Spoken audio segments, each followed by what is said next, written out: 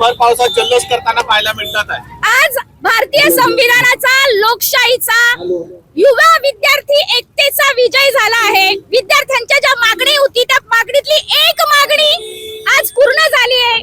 धर्मेंद्र प्रधान यांना राजीनामा द्यायला मजबूर केले. विद्यार्थ्यांनी दाखवून दिले, या जेन्सीने या सरकारला दाखवून दिले की आम्ही अन्याय सहन करणार नाही. जो कोणी अन्याय तुम्ही कराल, आम्ही तुम्हाला संविधानाच्या मार्गाने, एकता आणि अहिंसेच्या मार्गाने तुम्हाला दाखवून देऊ तुमचं कर्तव्य काय आणि तुमचं काम काय.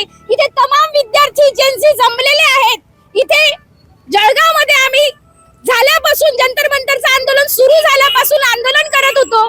तुमच्यासारखे पत्रकार आलेत, त्यांनी आमची बातमी लोकांपर्यंत पोहोचवली आणि अशाच पद्धतीने आपल्याला जेव्हा जेव्हा अन्याय होईल तेव्हा तेव्हा उभं राहायचंय आणि काम करायचंय.